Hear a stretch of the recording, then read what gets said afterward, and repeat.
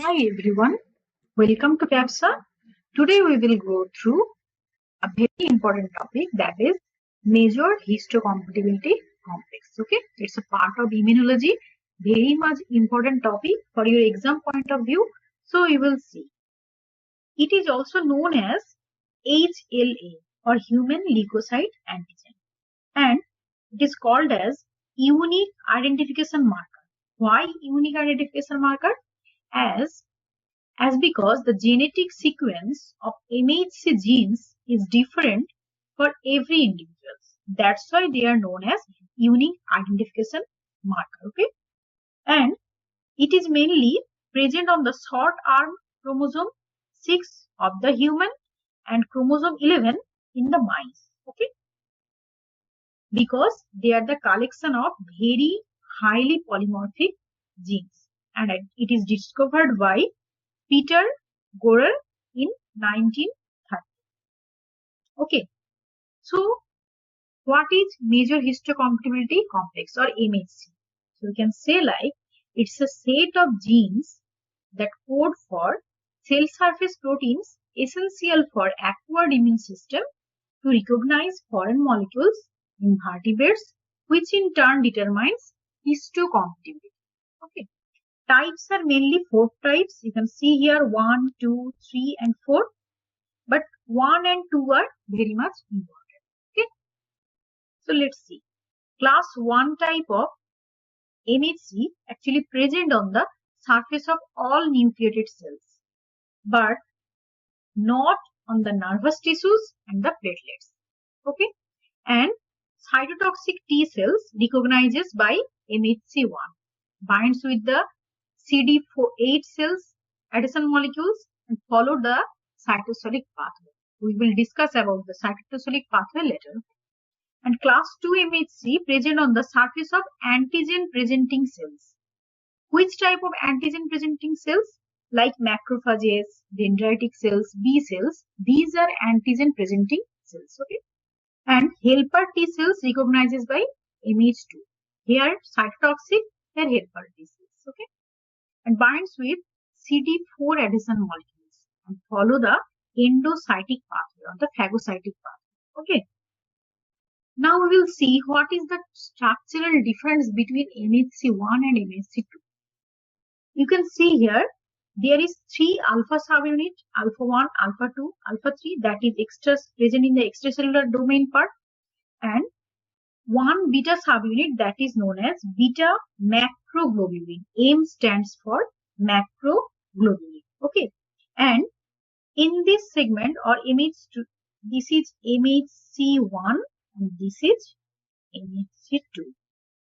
In MHC2, 2 alpha subunit and 2 beta subunit are present in the extracellular domain part, and this group and here this group represents the peptide binding site. Okay, for the antigen peptide binding site. Okay, and in this type of site only 8 to 9 amino acid peptide can bind. Okay, and in this group 18 to 20 amino acid can bind. Okay, now we will see what is the cytosolic pathway and what is the endocytic pathway.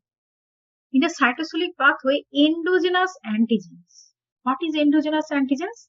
Like viral proteins, bacterial protein, tumor antigen, which are present in the cell. Okay, this type of antigens with the help of ATP transferred to the cytoplasmic proteasome complex. And what happens in there? In the cytoplasmic proteasome complex, enzymes cleave the peptide bonds and converts protein to the peptide. Okay, and after this complex forms peptides.